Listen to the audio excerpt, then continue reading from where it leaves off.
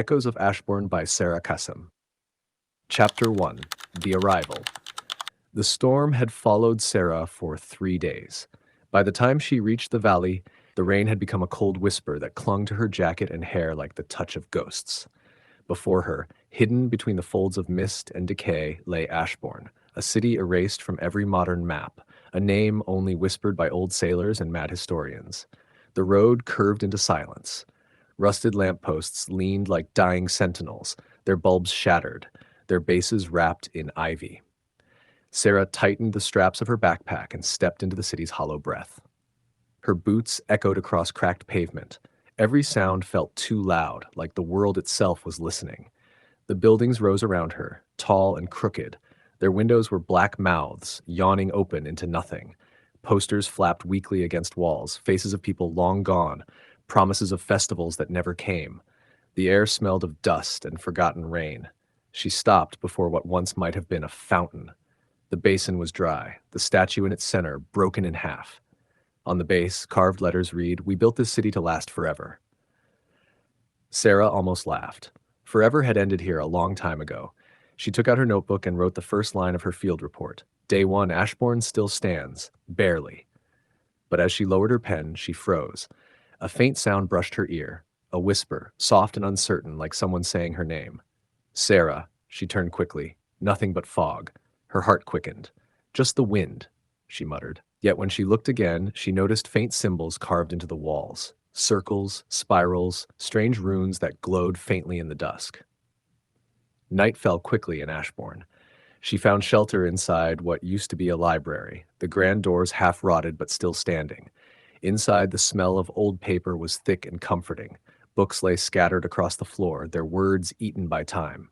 She swept dust off a wooden table, lit her lantern, and began to explore. In the far corner, half buried under fallen beams, she saw something.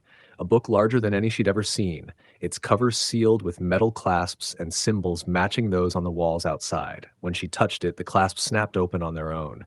A surge of light spilled out, blinding her for a second. The air trembled. Then the whispers returned, louder, clearer, ancient voices speaking in forgotten tongues. And somewhere in the heart of the city, something woke up.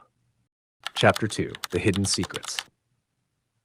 Morning was gray and breathless. Sera woke to find the book open beside her, its pages filled with sketches, maps, and words she couldn't read.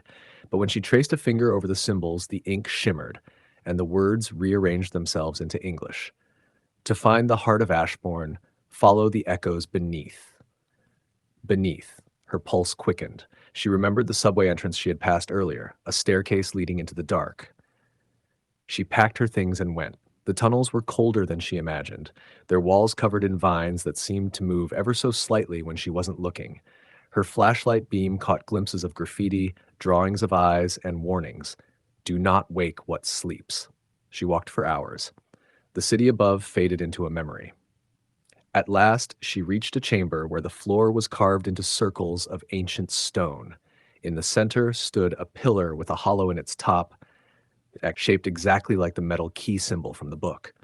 She placed her hand there, and the ground shifted. A rumble shook the chamber. Hidden doors slid open along the walls, revealing corridors filled with statues, humanoid figures, half machine, half human, their eyes dimly glowing. Sera stepped back. "Guardians," she whispered. As she moved through the halls, she noticed frescoes on the walls depicting the city's past. A civilization that discovered a way to store consciousness within the stones of Ashbourne itself. They had tried to achieve immortality, but something had gone terribly wrong. Suddenly, one of the statues turned its head. She froze. The sound of grinding metal filled the silence. Then, in a broken, mechanical voice, it spoke, "Why have you returned?" Sera stumbled back, clutching her flashlight.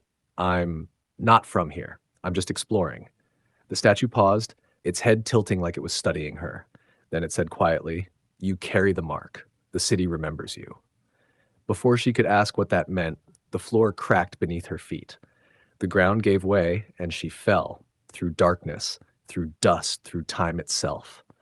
When she opened her eyes again, she was lying in what looked like a cathedral deep underground. Glowing roots crawled across the ceiling like veins of light. In front of her stood a door made of glass and gold, and in the center of it, a keyhole. In her hand was a small golden key, the one she didn't remember taking. Chapter 3: The Awakening. The door opened with a sound like thunder.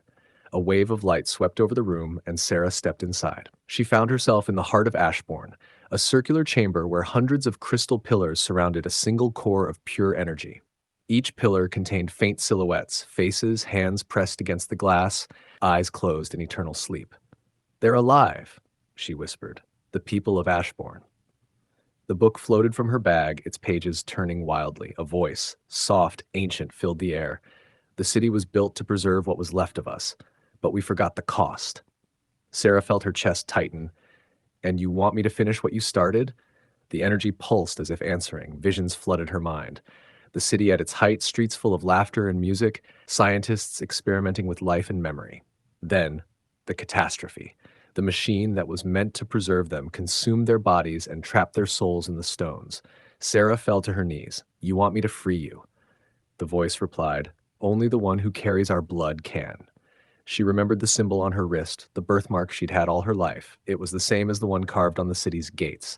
Tears blurred her vision. "My ancestors built this place." The ground trembled. The energy core began to crack. Sera placed her hand against it. The light burned through her veins. Every whisper in the city grew into a roar. Outside, the fog lifted for the first time in centuries. The streets glowed with life again, as if the city itself was breathing once more. When the light finally faded, Sera stood at the top of the hill. The book gone, the city silent. Ashborne was no longer dead, but it was no longer entirely real either. It shimmered, half in this world, half in another. Sera whispered to the wind, "Rest now." A faint voice answered from the distance, "We are home." And as dawn broke over the valley, Sera walked away, the echoes of Ashborne following her into the mist.